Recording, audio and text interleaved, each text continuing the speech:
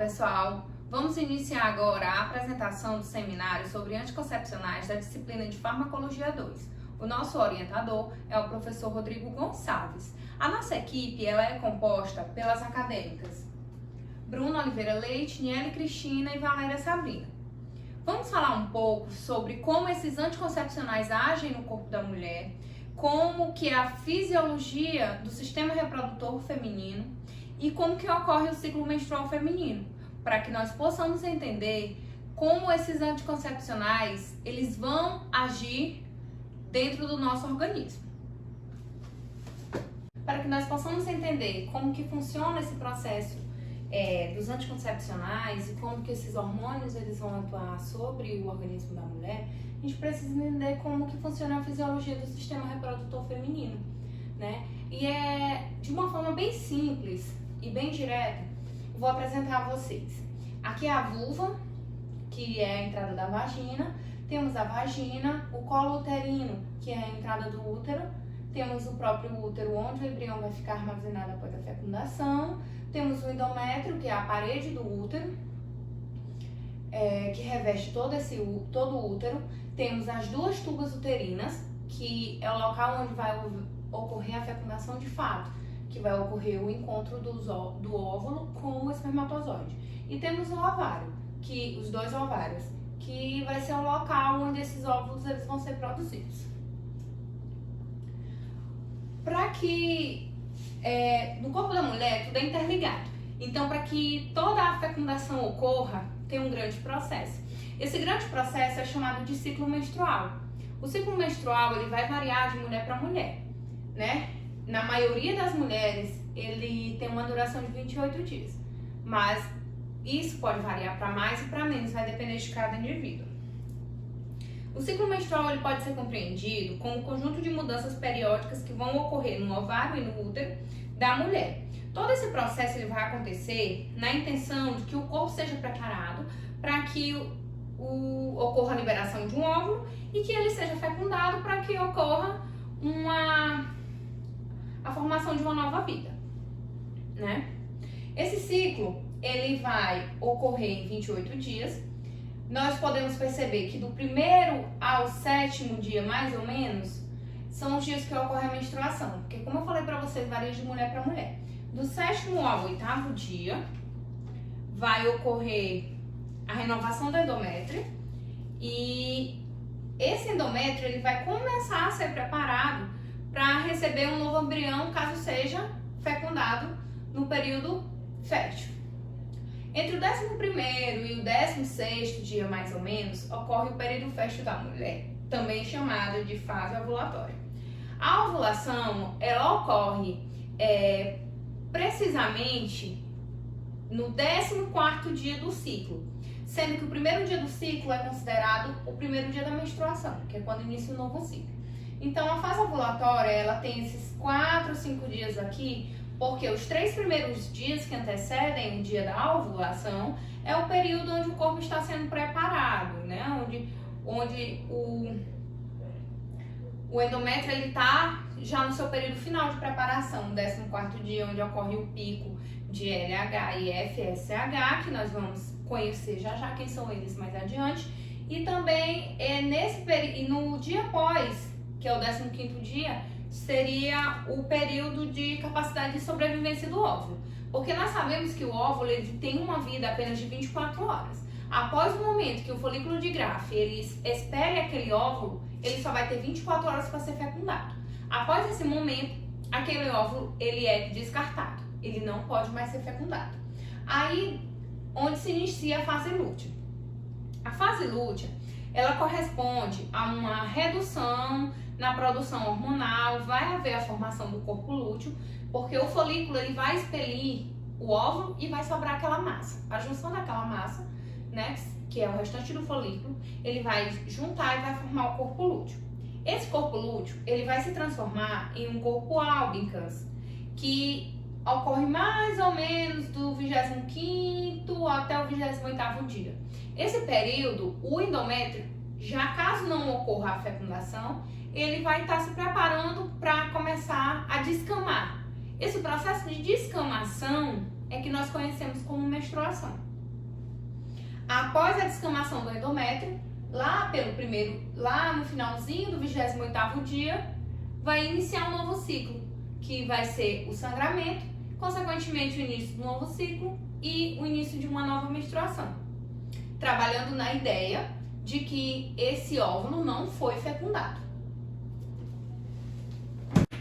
Como que ocorre esse controle da liberação dos hormônios para que o nosso organismo ele entenda, tá num período de descamar o endométrio, tá num período de não descamar, tá num período de ovular. Ocorre da seguinte maneira: o hipotálamo ele vai estimular a adenohipófise a liberar dois tipos de hormônio. O FSH, que é o chamado hormônio folículo estimulante, e o LH, que é o hormônio luteinizante.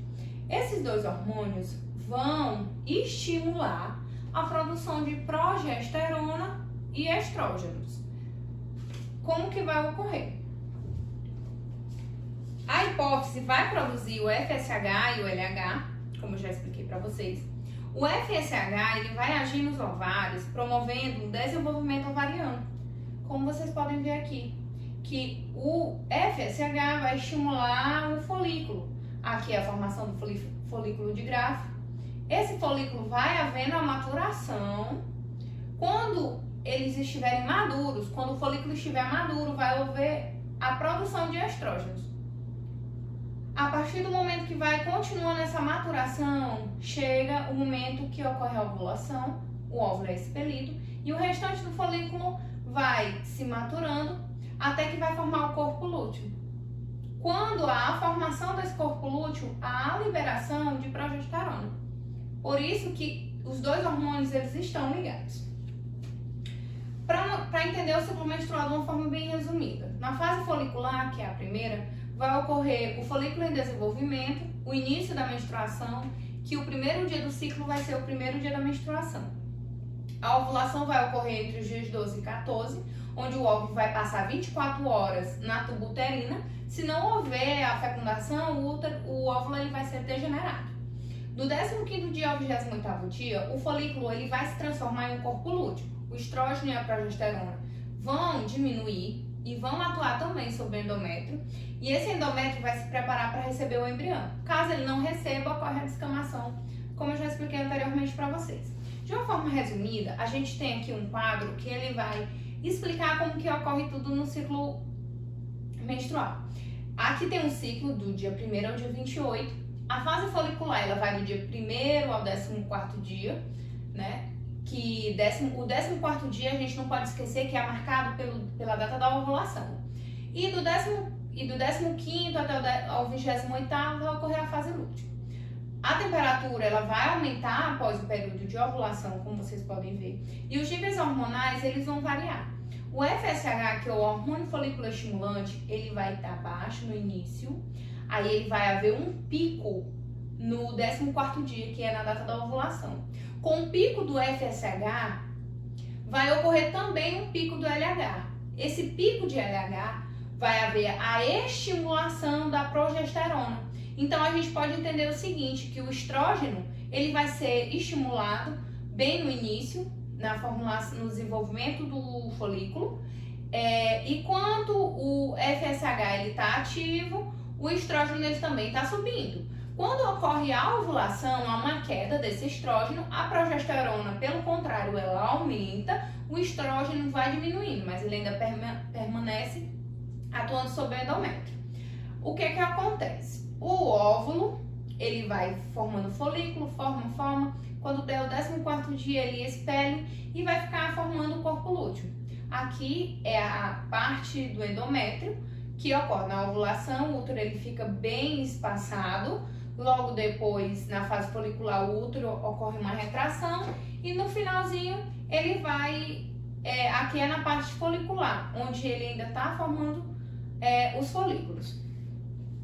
Bom, mas como esses hormônios eles vão ser utilizados como anticoncepcionais e vão agir sobre o processo de fecundação. Os estrógenos, eles vão ser responsáveis pela fase proliferativa da regeneração endometrial, que vai ocorrer entre o 5º e o 6º dia até a metade do ciclo, como eu já falei para vocês.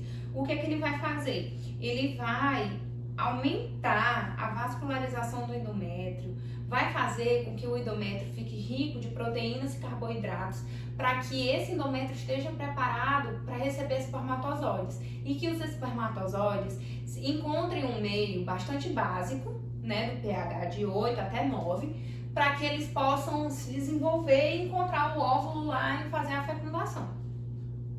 O que acontece? Esse estrógeno, ele também em excesso vai fazer uma sinalização para a adenohipófise, que nós chamamos de feedback negativo, dizendo: ei, tem muito FSH, não produz mais. Então essa é a forma que os contraceptivos hormonais eles vão atuar, os que são à base de estrógenos. Da mesma maneira, a progesterona vai atuar no endométrio que já está preparado pelo estrógeno, estimulando a fase secretora do ciclo, que traduz o endométrio suscetível à implementação do óvulo fertilizado. Nessa fase, o muco cervical vai se tornar bem viscoso, menos alcalino e menos oportuno para o espermatozoide. A progesterona ele vai também exercer um feedback negativo sobre a adenohipófise, como vocês podem ver. Ela vai avisar para a adenohipófise e dizer que assim, pode diminuir a concentração aí de hormônio luteinizante e também vai fazer um efeito termogênico sobre o endométrio. Caso não ocorra a implantação do óvulo, né, a secreção de progesterona ela vai cessar e, consequentemente, vai acontecer a menstruação.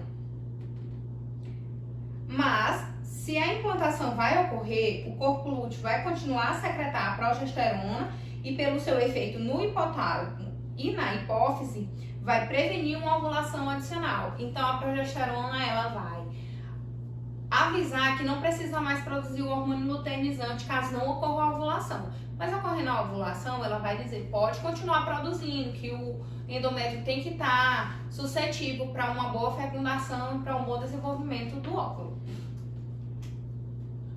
Os estrógenos. Os estrógenos, eles podem ser naturais ou sintéticos ou artificiais, como queiram chamar.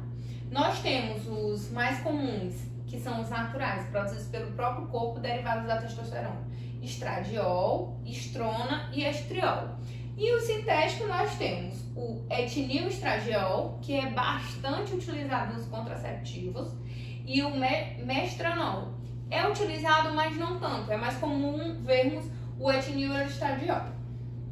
Quais que vão ser as ações desses estrógenos sobre o organismo?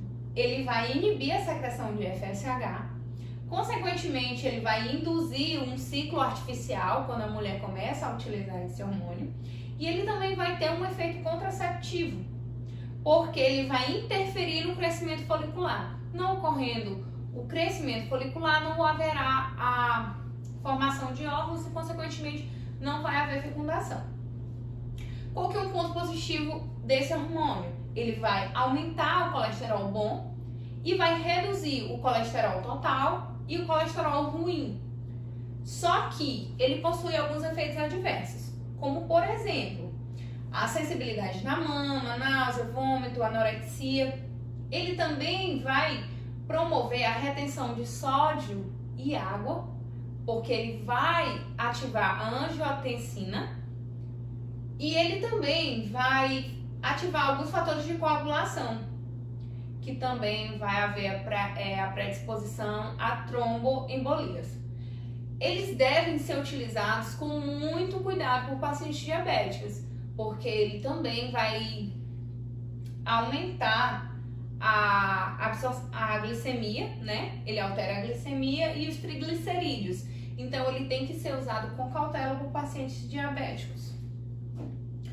Os progestágenos são utilizados muitas vezes em separado ou em associação com algum estrógeno. Depende muito da intenção que você, do porquê que você esteja usando o anticoncepcional.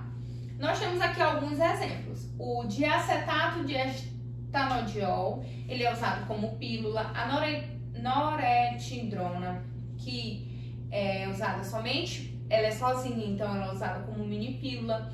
Levonorgestrel, muito utilizado, ele vai ser utilizado como implante, DIU hormonal, DIU de Mirena, né? Pílula, contraceptivos de emergência, que nós chamamos de pílula do dia seguinte, entre outros. Nós temos uma grande variedade de progestágenos, principalmente derivados da testosterona, tá? E vai depender muito de quem que ele é derivado para os efeitos que ele vai desempenhar no corpo da mulher. As ações, eles vão ser utilizados como contraceptivos orais.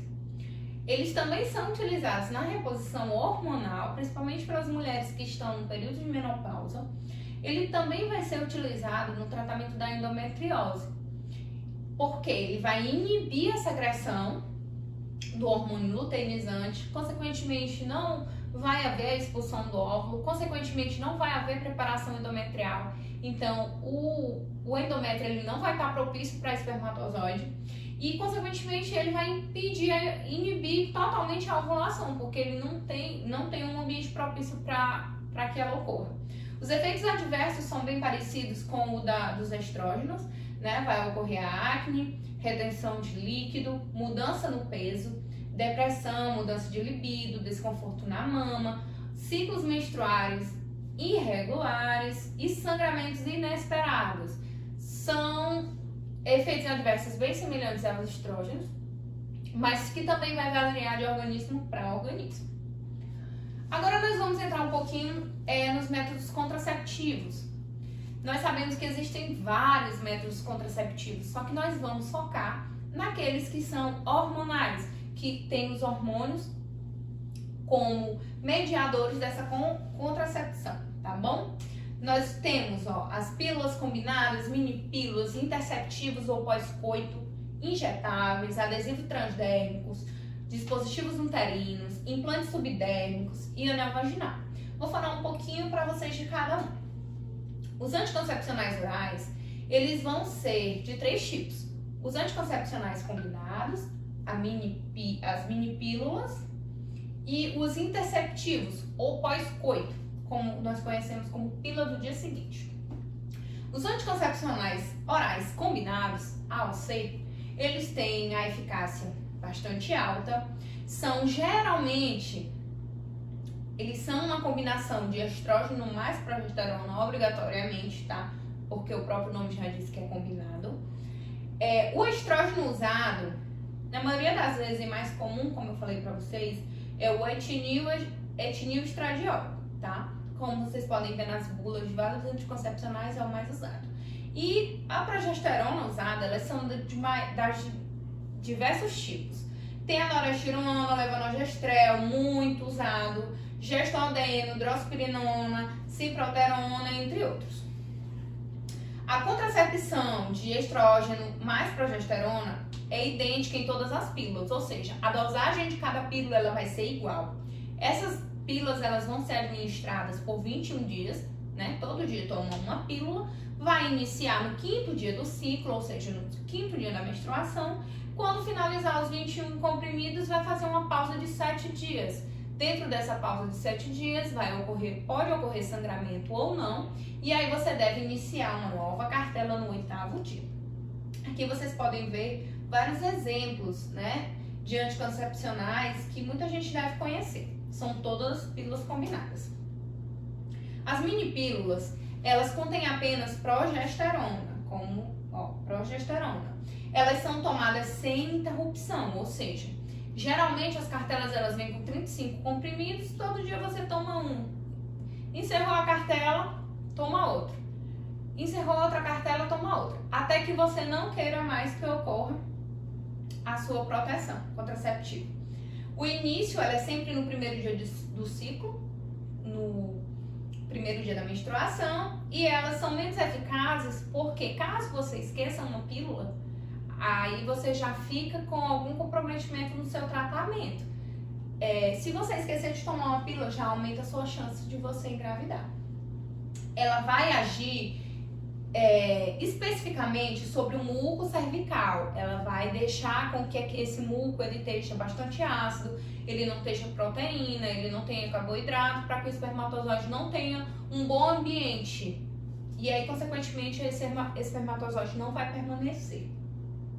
Ele vai impedir a implantação do óvulo, pois ele vai atuar sobre o endométrio e sobre a motilidade das tubas uterinas. Vai fazer com que essas tubas uterinas elas fiquem mais lentas, consequentemente, para que ocorra um desencontro do óvulo com o espermatozoide. E elas geralmente são utilizadas no período de amamentação, por mulheres que estão no período de amamentação. As mais comuns é a norestirona, o levonorgestrel e o linestrenol. Possuem pouquíssimos efeitos colaterais e devem ser tomadas diariamente no mesmo horário. Se esquecer ou se mudar o horário, já vai comprometer essa proteção, tá? Aí, como vocês podem ver, elas variam. A norestirona, por exemplo, o micronol, norestin, eles são 35 cápsulas ativas. Então, todo dia você vai tomar uma. O levonorgestrel a 0,030 microgramas também. Já o linestrenol, eles vão ser 28 cápsulas ativas. Vai variar muito de medicamento. Os contraceptivos pós-coito, eles são aquelas conhecidas como pílulas do dia seguinte. Vão possuir apenas progesterona. Qual que é essa progesterona usada geralmente? É o levonorgestrel. Ele geralmente é sozinho, mas pode ocorrer de vir combinado com outro estrógeno, mas ultimamente não se é muito utilizado. Deve ser esse comprimido, deve ser ingerido dentro de 72 horas após a relação, sem proteção, e deve ser repetido 12 horas mais tarde. Porém, como vocês podem acompanhar nessa tabelinha aqui embaixo, aqui em cima são as horas. Elas vão de 6 até 96 horas. O ideal é que você tome o primeiro comprimido o mais rápido possível, porque quanto mais o tempo passa, mais a eficácia da pílula cai. Então, o ideal é que tome nas primeiras horas após a relação sem proteção. Porém, se você não conseguir, tem que tomar o mais rápido possível. E o outro comprimido com 12 horas. Porém, há preparações de pílulas agora que elas vêm apenas com um comprimido. Você não precisa repetir com 12 horas. Vamos falar um pouquinho agora sobre os anticoncepcionais injetáveis. Eles são de duas maneiras. Eles são mensais, né? Aplicados a cada 30 dias, e são trimestrais, aplicados a cada 3 meses. Como que eles funcionam? O anticoncepcional injetável mensal, ele vai ser uma associação de diferentes concentrações de estradiol, que é um estrógeno natural, e de um progestágeno sintético, né? Tem vários que podem ser utilizados.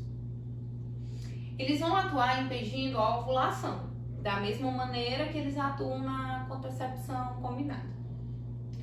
E podem ocorrer algumas mudanças na menstruação das usuárias. Por exemplo, o ciclo pode ficar maior, pode não ocorrer sangramento, pode ocorrer sangramento irregular. Então, são reações comuns. Os anticoncepcionais injetáveis trimestrais, eles vão ter apenas progestágenos, tá? Eles vão ter apenas hormônios derivados da progesterona. Geralmente, eles suprimem a menstruação durante os 3 primeiros meses de efeito, né? Durante os 3 meses de efeito que essa medicação vai estar em ação no organismo da mulher, pode ocorrer de não haver menstruação, mas isso é comum. Pode ocorrer também pequenos sangramentos e pode ocorrer que o ciclo da mulher ele permaneça inalterado, né? Mas vai variar muito de mulher para mulher. E são indicados principalmente para aquelas mulheres que não podem usar nenhum tipo de estrógenos. Por exemplo, os estrógenos, eles vão ter um alto grau de tromboembolia. Vai ter uma propensão para tromboembolia. Então, algumas mulheres que já têm essa predisposição ou que têm algum tipo de tabagismo, que são fumantes ou algumas outras reações que não podem fazer uso de estrógenos, elas têm a opção de utilizar essa medicação, que ela vai ser progesterona pura. Como exemplo, nós temos os anticoncepcionais mensais, o enantato de norestirona mais o valerato de estradiol. A porcentagem de falha desse medicamento varia de 0,2% a 0,4%. Esse aqui é o mesmo, esse aqui é o genérico da Noregina, que muita gente conhece. E um exemplo do anticoncepcional trimestral é a Depo-Provera, né? E a Ciclofeme, são duas. Elas vão ter apenas progesterona e especificamente a medroxiprogesterona, tá? Ela é uma solução injetável, ela já vem com a própria seringa e a mulher aplica. Seu percentual de falha varia de 0,1 a 0,6%. Outro tipo de contraceptivo com uso hormonal são os adesivos transdérmicos. É um método contraceptivo de liberação prolongada, tá? Ele vai atuar como exemplo dos contraceptivos injetáveis durante algum tempo no corpo da mulher. Ele também é uma ação de um estrógeno e de um progestagem sintéticos. Ele deve ser trocado 3 vezes por mês, ou seja, a cada 7 dias a mulher deve fazer a troca desse adesivo. Quando der na 4ª semana, ela vai fazer uma pausa, que é justamente a pausa para que ocorra a menstruação. O índice de falha é semelhante ao índice de falha da pílula combinada. Então, é um método bastante seguro. E é menos incômodo porque, em vez da mulher optar por tomar comprimidos diariamente, ela faz a opção de colocar apenas o adesivo uma vez por semana. Evita aquelas situações de esquecimento de tomar a pílula, que consequentemente vai comprometer a prevenção da mulher. Temos também os dispositivos intrauterinos, que são os famosos DIU. Eles têm de 2 formas. É o DIU hormonal, ou mais conhecido como DIU de Mirena, e o DIU de cobre. Podemos ver a diferença entre eles aqui. O DIU hormonal, chamado DIU de Mirena, também vai ter um percentual de falha de 0% a 0,2%, que vai haver a liberação hormonal prolongada, né? Lenta e prolongada. E o DIU de cobre, ele vai atuar sobre uma faixa de falha de 0,6% a 0,9%. O DIU hormonal, ele contém apenas levonorgestrel, que é uma progesterona, tá? É um dispositivo plástico em forma de T, que ele vai fazer uma liberação lenta e constante durante até 5 anos. A mulher pode ficar com o DIU no seu organismo, dentro do útero. Ele vai inibir o crescimento do endométrio, porém ele não vai mexer na ovulação da mulher. A mulher vai continuar ovulando normalmente, somente o endométrio, o local onde o espermatozoide chega, que ele vai ficar inóspito, né? Ele vai ficar impossível de sobreviver naquele local ali. E pode acontecer de bloquear a menstruação, ou seja, de suspender a menstruação da mulher. Isso não é ruim, é um efeito adverso bom, porque não é anormal a mulher ficar sem menstruar, tá bom? Mas pode acontecer e muitas mulheres fazem uso desse método contraceptivo justamente nessa intenção de que a menstruação ela seja suspensa. O DIU de cobre, ele tem uma proteção constante e segura de até 10 anos. Então, a mulher pode ficar com ele no corpo até 10 anos. Como que ocorre a contracepção? Ele vai liberar continuamente íons de cobre que vão estabilizar esses espermatozoides. Ou seja, ele vai agir diretamente sobre os espermatozoides. O formato do DIU de cobre, ele vai depender muito se a mulher já teve filho, se ela ainda não teve filho, se está no pós-parto ou se não está no pós-parto. E ao contrário do DIU hormonal, ele vai promover um aumento do fluxo menstrual, que talvez não seja tão agradável assim. Porém, cada mulher sente o efeito de uma forma diferente. Aqui eu tenho uma fotinha de como que o DIU fica dentro do corpo da mulher. Aqui é o colo uterino que eu apresentei para vocês. E aqui logo embaixo vocês podem ver que fica o fiozinho do DIU, para quando ele for retirar, ele tá lá no colo do útero. Qual que é a vantagem do DIU? Outra vantagem de ambos os DIU. Ele não compromete a fertilidade da mulher. Então, no momento que você retira o DIU, você já vai estar propícia no seu primeiro ciclo menstrual, na sua primeira data de ovulação, você já pode engravidar, sem nenhum prejuízo. Outra forma de prevenção são os implantes subdérmicos. O implante subdérmico é um dispositivo em forma de bastonete do tamanho de um palito de fósforo, para ser mais exato. Contém etonogestrel, tá? É uma progesterona. O hormônio liberado, ele vai ser de uma forma bem lenta e constante, semelhante ao de hormonal, que pode durar até 3 anos no corpo da mulher. Como vocês podem ver, a aplicação é feita no braço, tá? Na parte de dentro do braço. E como é que ele vai atuar? Ele vai inibir o pico do hormônio luteinizante e vai impedir a ovulação. O percentual de falha dele é muito pequenininho, é de 0 a 0,2%, semelhante às pílulas combinadas. Então ele é um método bastante seguro e também ele é indicado para aquelas mulheres que não podem fazer uso de estrógenos, tá? Então é uma outra opção. O anel vaginal, ele também é uma outra opção de proteção, né, contra a gravidez. Ele vai ser um anel flexível, de superfície lisa e não porosa, de plástico. Ele contém etonogestrel e estinestradiol, tá? Ele vai ser uma associação de um estrógeno com progestrágeno, que deve ser inserido na vagina no 5º dia da menstruação e deve permanecer lá por até 21 dias, que é justamente a data do ciclo.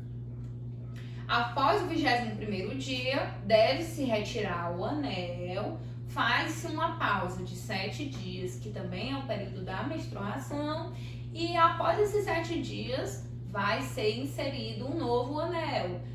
O que é que a gente tem que saber? Que esse método, ele é um método mensal, tá? E a composição dele é parecida com os da injeção, né? Após 21 dias de uso você tem que retirar. Ele é uma alternativa para aquelas pessoas que são esquecidas de tomar a pílula combinada, às vezes esquece no dia a dia, ou às vezes por uma questão de privacidade, que você não quer saber você não quer que ninguém saiba que você usa contraceptivo. Então é bem interessante. O percentual de falha dele é um pouquinho mais elevado do que o das pílulas combinadas, né? Mas nada muito assustador. A falha dele varia de 0,4% a 1,2%. As nossas referências que nós utilizamos. E uma mensagem que não podemos esquecer, que os contraceptivos, eles previnem contra a gravidez, mas eles não previnem contra infecções sexualmente transmissíveis. Então é muito importante que você, mulher, ao ter relação sexual, tenha consciência disso, que a camisinha é o método de proteção mais eficaz, um método contraceptivo mais eficaz, que além de proteger contra a gravidez, ela também vai proteger contra doenças. Então, seja consciente, use camisinha. Mulher, previna-se, faça seus exames periodicamente. O câncer tá aí e ele não brinca. Obrigada.